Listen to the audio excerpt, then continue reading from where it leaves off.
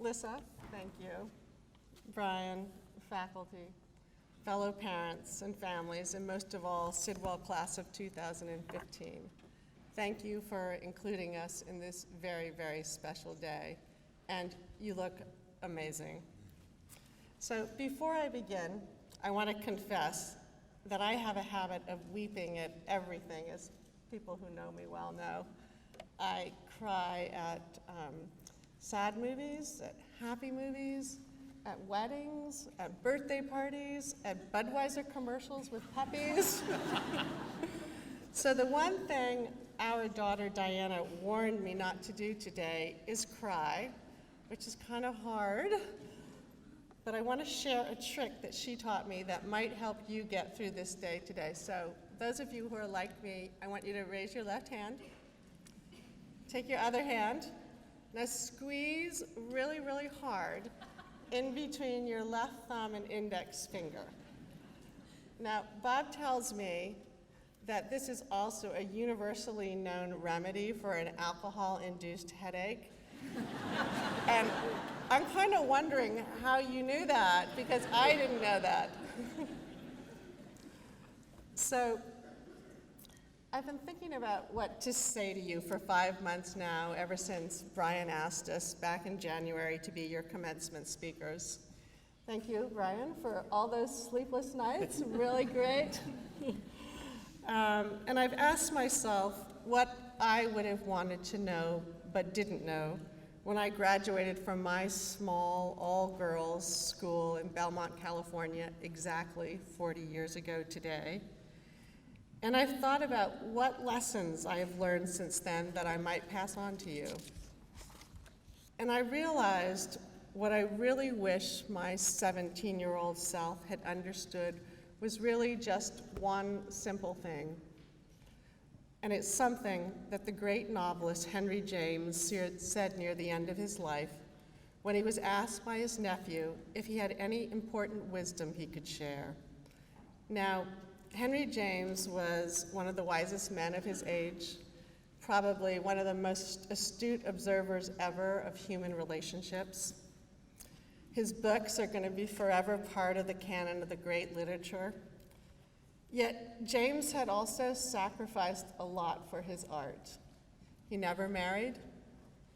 He never had children. There are only 3 important things in life, he told his nephew.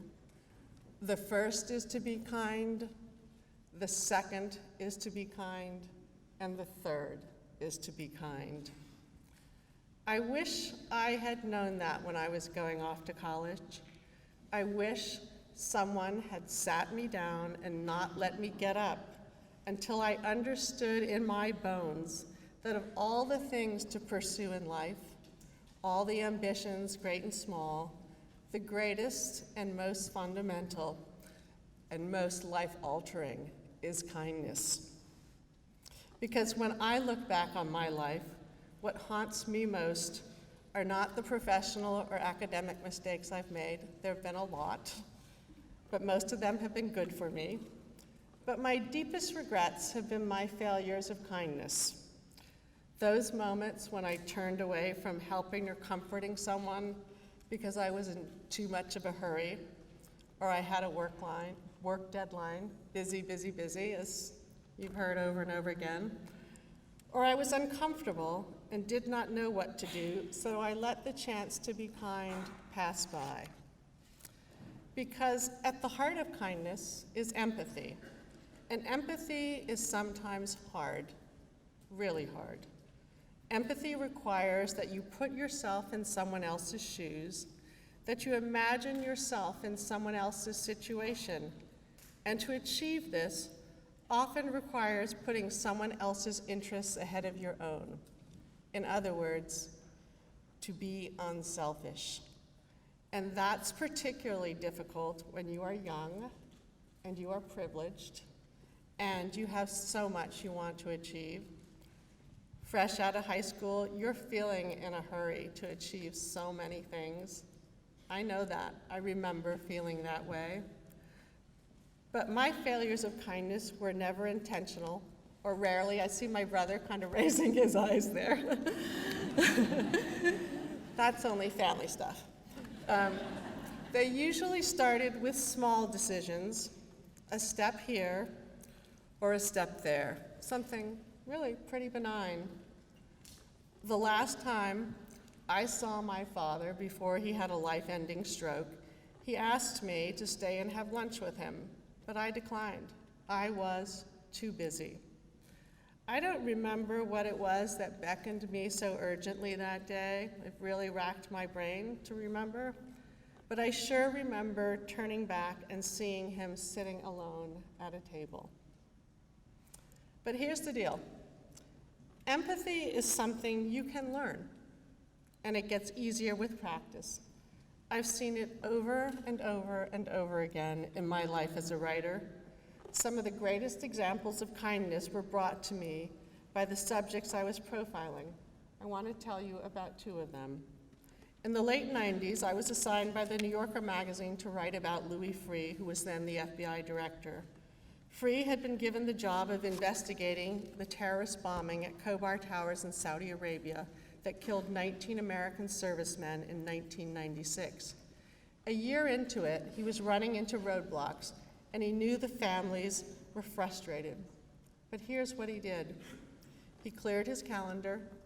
He invited the families of all 19 men who died to meet with him outside Washington for 3 full days. He shared all their meals. He listened to their stories. He watched them cry. He was there morning, noon, and night, one mother told me.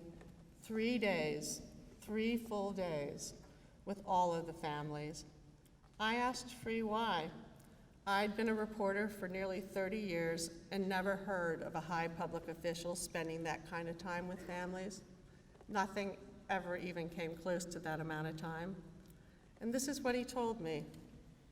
What they wanted to hear from some person, and not some institution, was that these 19 lives were very important collectively and individually, and that this case was going to be pursued. Khobar Towers became the driving force of his tenure, and some criticized his single-mindedness. I spent a year with Freeh that year doing that profile, and I can tell you, he cared deeply about these families, not just as cases, but as individuals. Freeh made it personal, and he allowed his ambition to be led by an ambition to be kind to these families. Quite a few years later, in 2007, I wrote about another law enforcement figure for the New Yorker, Miami Police Chief John Timoney.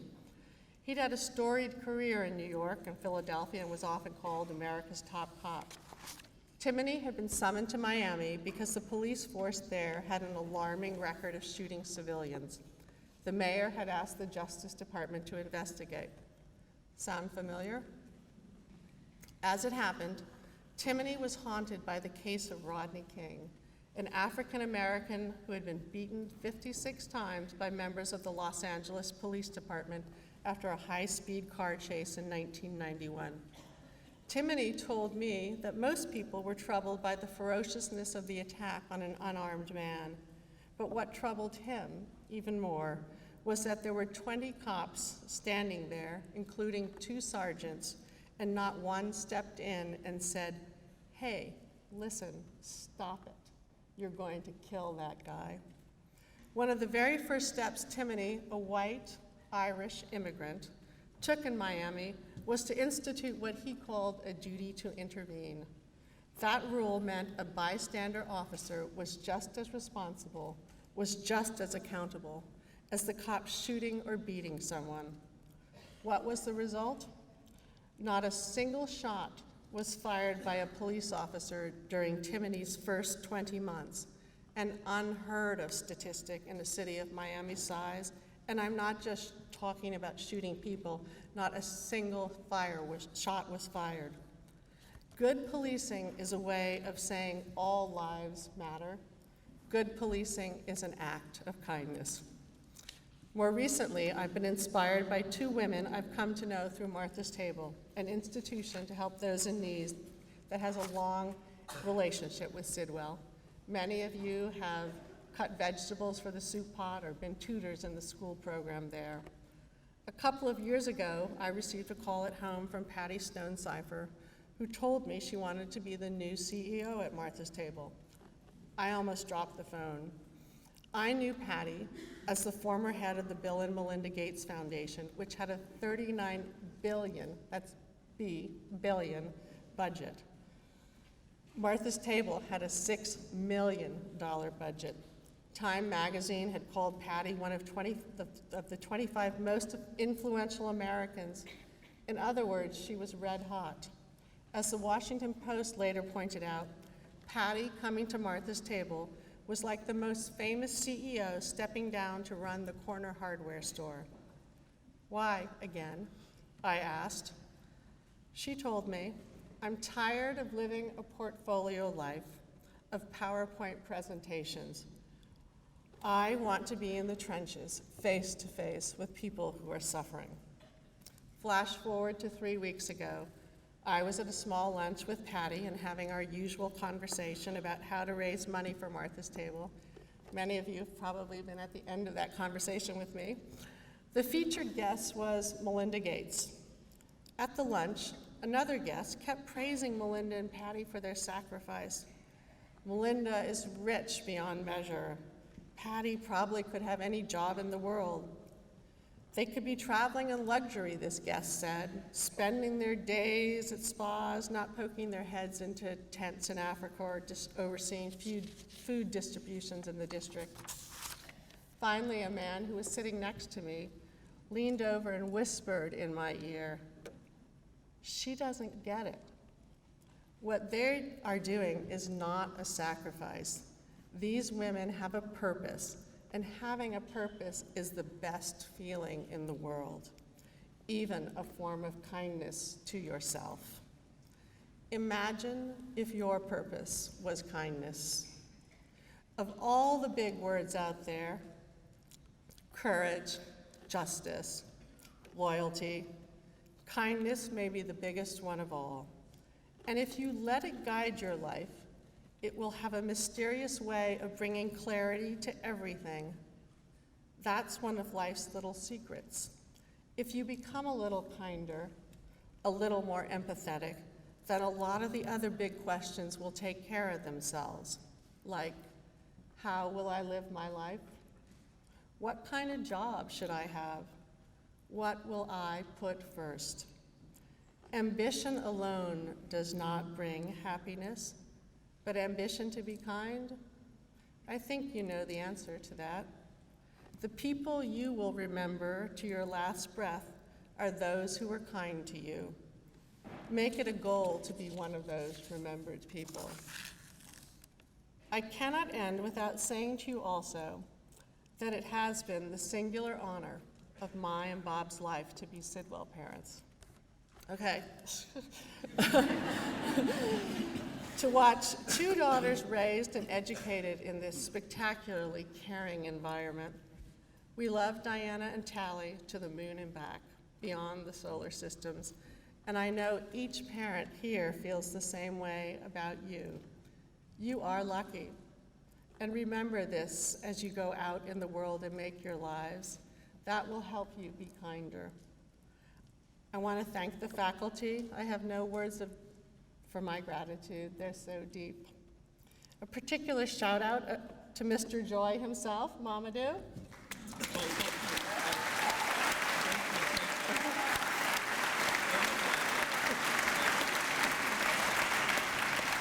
So, in closing, several years ago, Bob and I met with another well-loved head of school here, Bruce Stewart. He said to us, "Good educators know when to keep the reins tight and when to let them go." The same could be said for us as parents. It is now time for us to let the reins go. Be kind, be good, let your life speak. Thank you.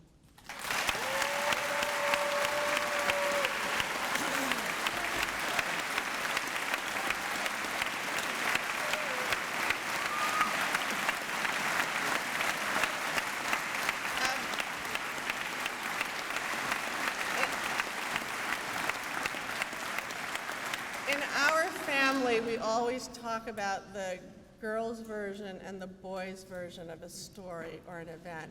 So now I bring you Bob, who's going to tell you how to crawl your way to the top. Claw your way to the top, excuse me.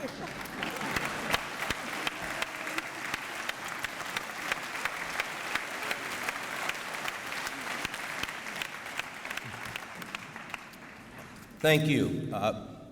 We all have one thing in common. We love Sidwell Friends. And we really salute the leadership of Sidwell Friends, the faculty all around. I see faces from way back. And I won't name names, but the backbone and the center of this institution, as you know, is that faculty, your teachers. Thank you, everyone. I want to thank Elsa especially. For 34 years, she has been wife, best friend, and mother. She has been, in my life, editor-in-chief, chairwoman of the Ethics Committee, and chief enforcement officer for another committee that we call Keep Bob from Saying and Writing Stupid Things. She has not always been successful in that. Find an Elsa in your life. A partner can be all that matters. Sidwell has provided you a protective embrace while stretching you. Your parents or those who helped raise you have provided a larger, longer-running embrace. Soon most of you are leaving both of those embraces. That is obviously a big change, and it should be. You now get to determine the road you take, whatever that might be.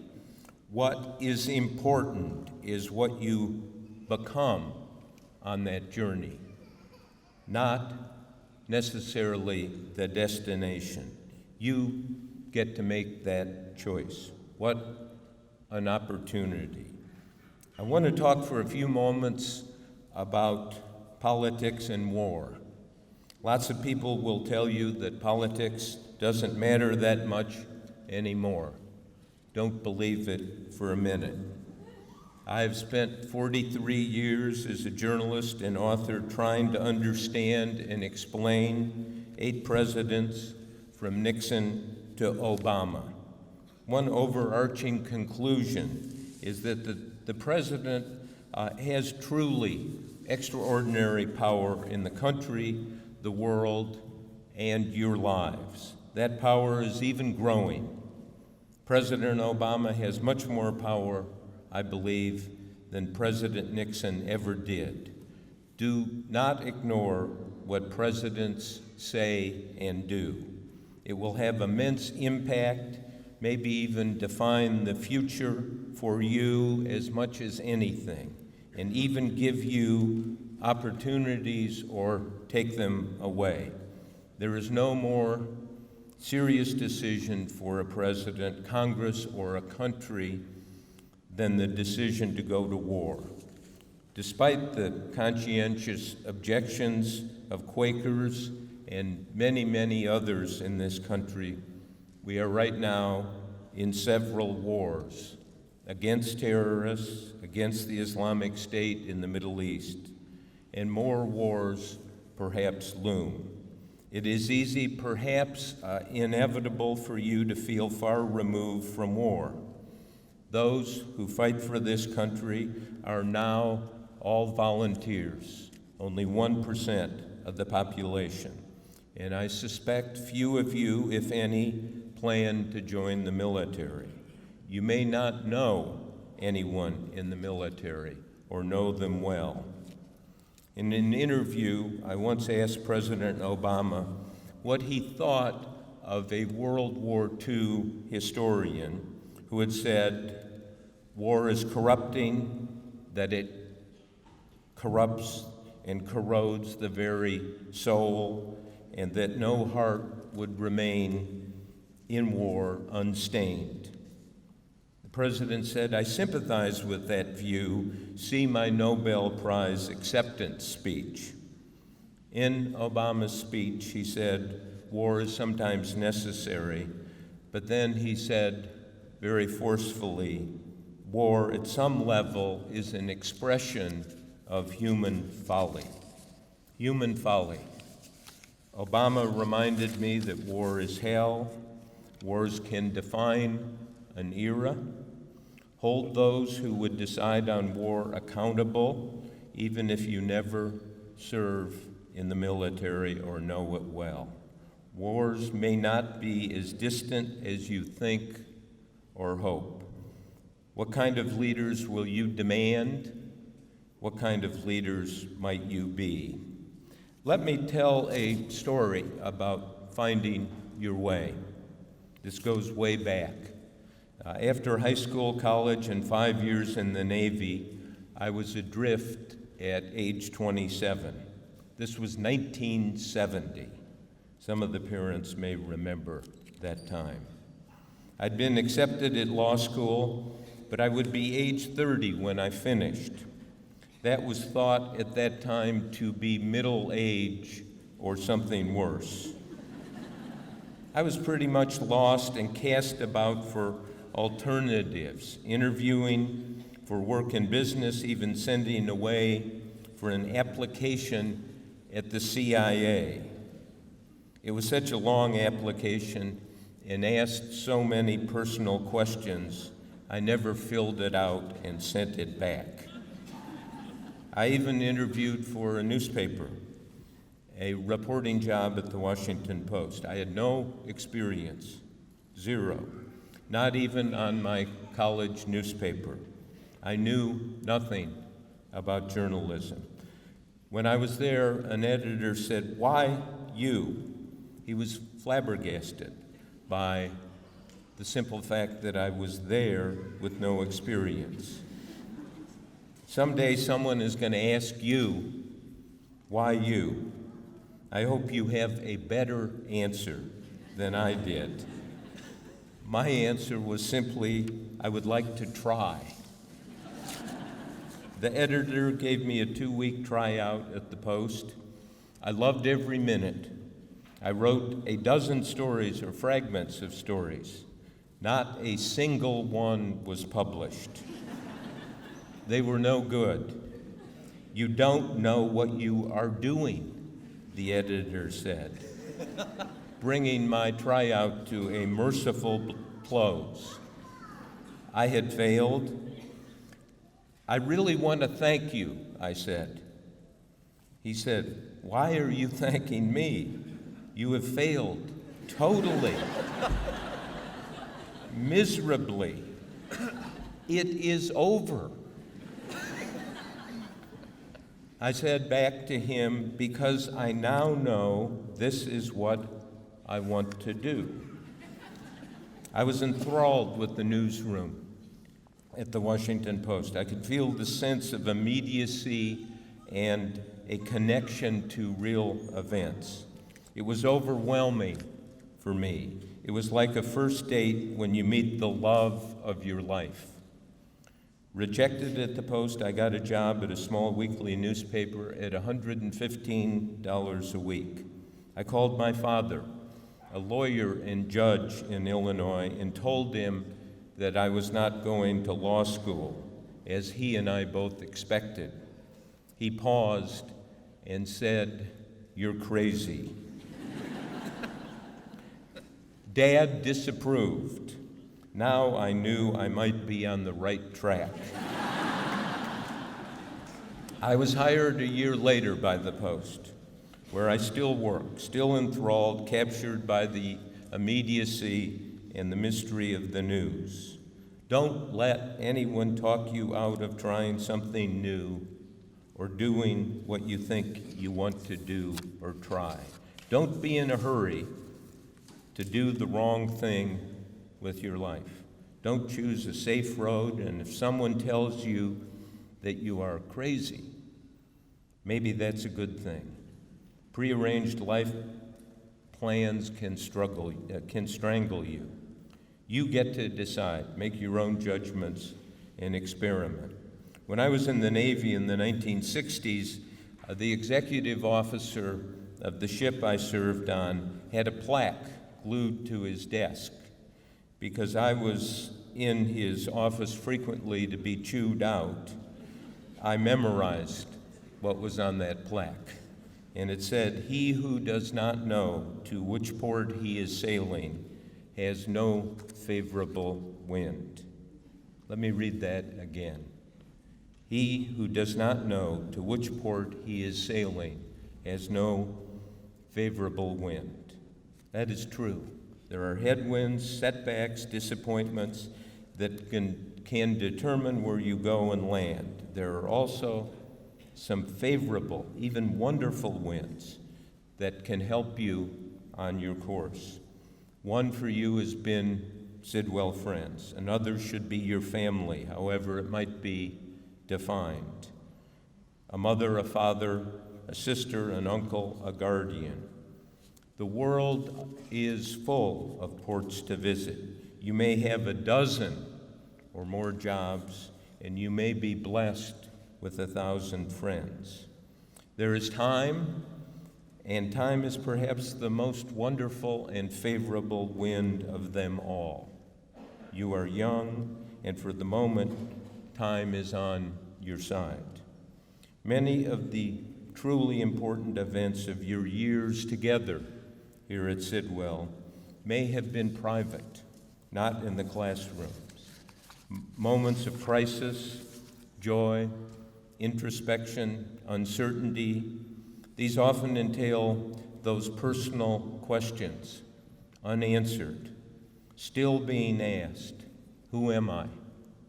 Where do I want to go? What really matters? These unspoken parts may have been a large part of your education here. I hope that education has helped you achieve more self-awareness. After kindness, it may be the great virtue. Self-awareness or self-knowledge is something you don't have to talk about much or even at all. The strongest leaders I've come to observe and know have had this quality of self-awareness. It is an interior court where some of the biggest struggles or contests take place, the self with the self. 25 years ago, in the movie Dead Poets Society, the late great actor and comedian Robin Williams played a subversive teacher at a boys' prep school. Happily, there are a good number of subversive teachers here at Sidwell. To get the attention in this movie of his class, Williams rose and stood on his desk, something the average faculty member did not do. While standing on his desk, he said, "I stand on my desk to remind myself that we must learn to think about things in a new way." And that is what you all get to do, with new focus and rigor. When I had that discussion with President Obama about war, he asked mischievously if I had ever thought about becoming CIA director. Tom Donlin is in the audience and is horrified to know that that came up. I think perhaps President Obama was joking, and it certainly was not a job offer. But still, I had one of those delusionary flashbacks. If I had only filled out that CIA application 20 years earlier, things might have been different. The road not taken. If there is one summary thought, try as many roads and ports as you can. There is an expression we hear and often use. It means the world to me. I think I am speaking for all parents when I say, you mean the world to us. It is love, but it also is deep admiration. And our hope for a better, improved world lives on through you. Thank you.